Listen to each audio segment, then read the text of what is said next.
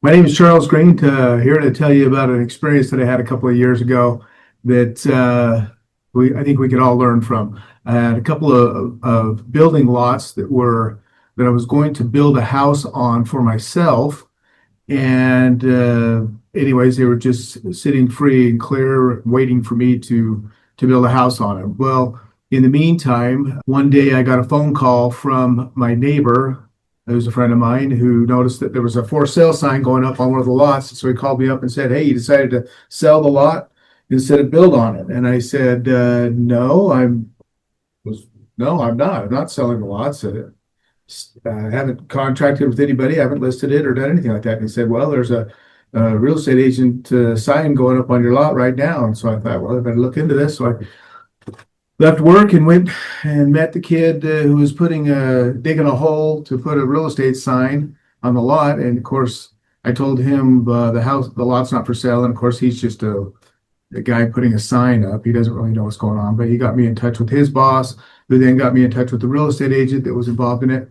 I let that real estate, I talked to the agent to ask her about what had happened, and she kind of explained it. I explained to her that I'm the real Charles Green because there was an individual who was impersonating myself, Charles Green, and was basically listing the lot for sale fraudulently, and was attempting to sell it quickly and then make money on it. So we kind of put all that together. I mean, that's the short version of what was going on, but it took a little while to put that all together.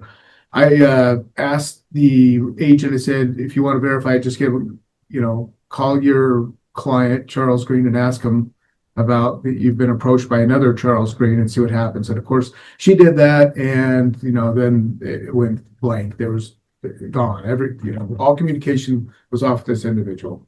The real estate agent was kind of freaked out about the whole thing, and she wanted to report it to the FBI. I think she went to a broker, and I think they did, but of course, nothing ever really happened with it. So I thought, wow, that was kind of a crazy experience because I'd never heard of anything like that before. And then about a month or two later, I'm scrolling through listings because I'm just kind of trying to pay attention to what the lot might be worth. And I get these notifications from Redfin, and I get an email from Redfin that my lot is up for sale. The picture of my lot pops up, and I'm like, that's my lot, and it's up for sale. And I'm looking at it going, what? Not again. So I get a hold of that agent and let them know. And they were bummed because the house had already gone under contract with somebody. And they had to kill the whole deal because, it was all going to be fraudulent. And then I thought, what can I do to protect against this? So I went to the title company that I work with and brainstormed some ideas. And basically, it's tough to protect against because if they're all on the other end of the seller end, you just need a fake driver's license and either that or a fake notary to sign closing documents. If these people that were trying to do this fraudulently said they were working from out of state. They probably were, right? Probably working from out of state. So all they need is fraudulent ID or fraudulent notary, and they could get away with it. It's pretty simple. To protect myself, I went and had a notice of interest lien filed against the lot, stating that to get a payoff on this lien, contact my phone number. And so that way, at least if the title company gets it, they see it before they're going to close on something. They're going to call me to get a payoff amount, in which case it's going to notify me that it's being trying to be sold fraudulently. So that was that's how I came up with it to protect against myself. But this happened on this lot 3 different times. So within the span of less than 6 months. So I mean, it's real. It happens. So anyways. Since you put the notice of interest, you haven't heard anything since, correct? Not since then. Since I put that notice of interest on, I've not seen it happen once. So I think what happens is the fraudsters are looking for land or property that doesn't have any liens on it. They're owned free and clear. Land is easy, right? I mean, it's just sitting there. If you're not paying attention to it, it could all happen, right? Yeah. So let's think about the agent. So you've had 3 different agents list this property.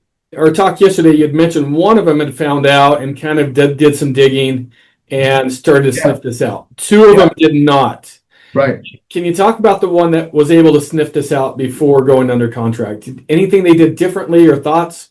I don't know what they did. They felt like something was off. And so I guess, and I don't know how they got my name and number, but they actually, maybe they Googled me. I don't know, but they got my name and number and called me up and said, "Hey, are you Charles Green that owns this lot?" And I said, "Yeah." And they go, "Are you trying to sell it?" And I said, "No." And they said, "Well, I've got another Charles Green that wants to list it with me to do it." And then I explained to him, because this was the third time, and said, "Hey, they're just trying to do this fraudulently." And he goes, "And this is just crazy." And he said, "Yeah." And so of course, he tried contacting the other individual to kill it, then. And so I don't know where I went from there, but yeah, that realtor did some research and found out real quick that it was fraudulent. So Yeah. So as I've thought about this, some thoughts that I've had is, an agent, obviously, if you know the person, move forward. If you don't know the client, maybe do some digging first. yeah, especially if they're an out-of-state person and it's all email or text message and phone calls. I think the other thing that in these experiences that I saw, they were really wanting to sell the thing fast, and they were way easy and willing to sell this thing way below market value, right? Like extremely below market value. So Because when they were under contract that second time, wasn't like 100,000 short or below Yeah. value or something like that? it was really, yeah, it was much lower. I don't know the exact amount, but it was a lot lower than the value of the real value, right? Okay. So out of state, all via phone and email. I'm sure there's probably via email.